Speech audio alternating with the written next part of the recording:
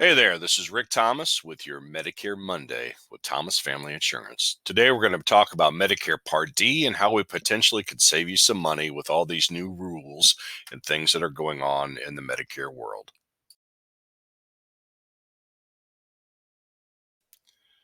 All right, we're going to take you to school. I used to be a school teacher after all. And in today's class, we're going to talk about Medicare Part D, how it impacts you, and what we can do to make things a little bit better and a little bit easier for you. So, students, sit down, take out a pencil and paper, and let's get started.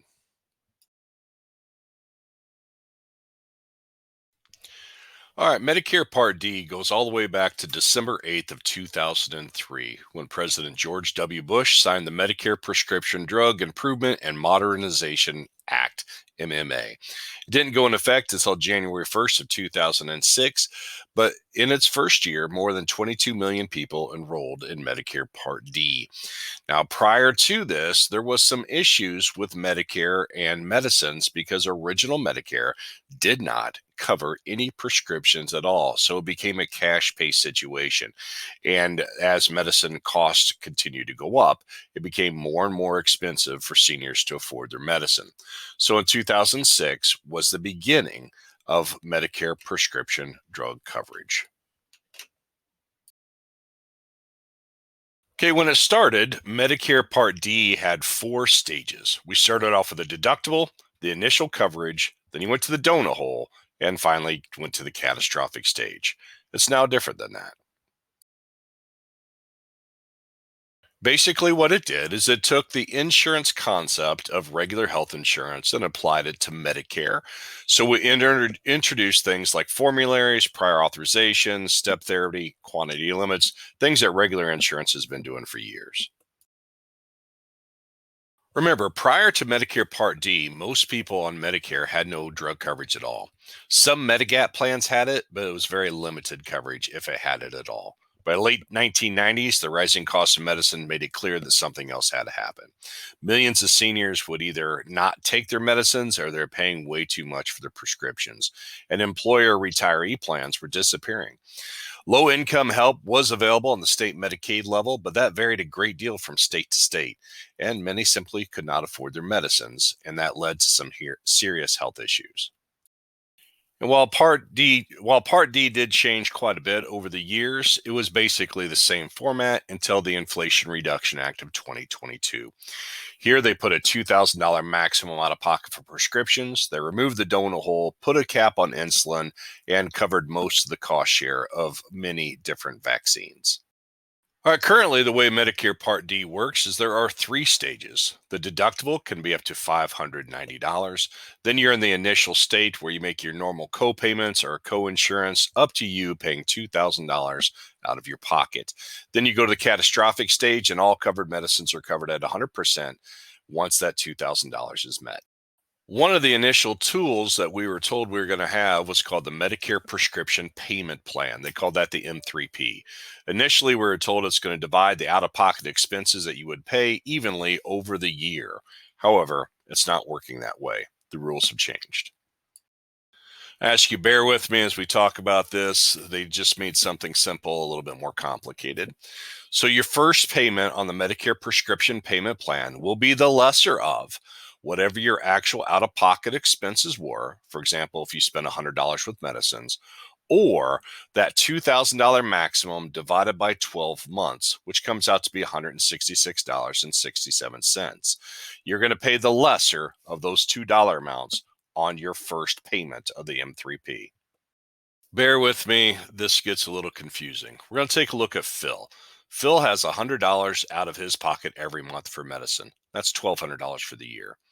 So in the M3P, he'll go to the pharmacy, he'll pay zero, but he's going to be billed for $100 because $100 is less than $167.67.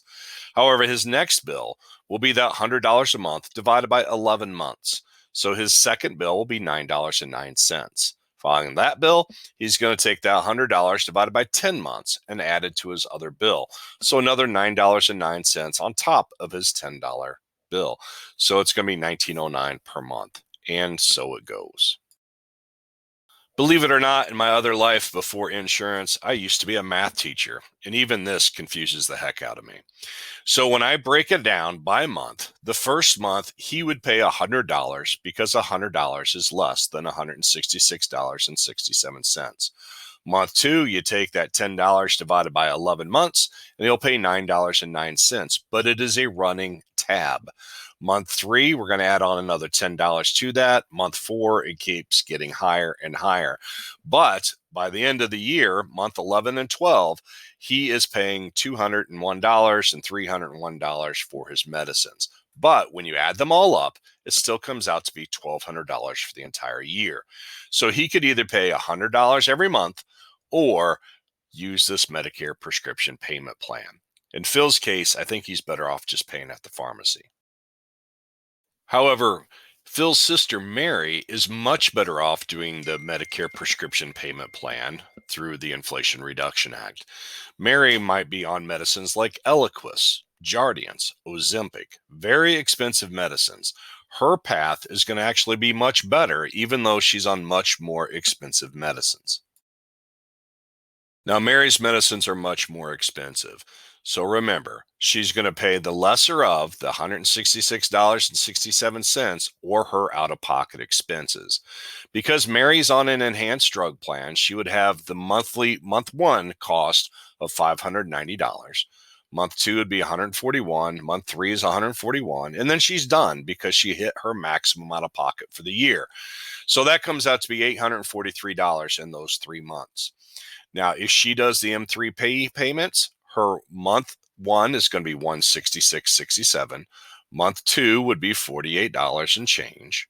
And then months 3 through 12 would be $62.76. Again, when you add up all these monthly payments, it will come out to be $843, which she could either pay in the first 3 months or she could spread it out over the entire year. Obviously, this is better for Mary to spread it out. Yeah, this leads to what I like to call Medicare madness. There's just no making sense of some of this stuff. All I ask that you trust me. When you have questions, we'll answer those questions as they come up. But there's just no way anybody's going to understand everything that's going on. But that's exactly what you have us here for. There are some tools of the trade that I can help you with, and we're going to talk about a few of those right now. This doesn't mean that's all that's available. A large part of my job is not simply just signing people up, but it's helping them navigate this Medicare madness.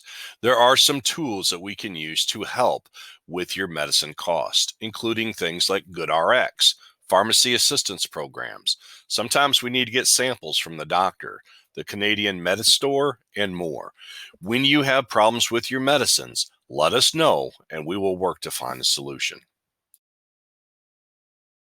And it's likely going to get more complicated over the next few years, but it's exactly what you have us for with Thomas Family Insurance. My cell phone again is 217-740-4166, or you could reach the office at 217-771-1722. Trish is my office assistant, and she is here to help as well. Again, this is Rick Thomas with Thomas Family Insurance with your Medicare Monday. I wish you the best of luck. God bless.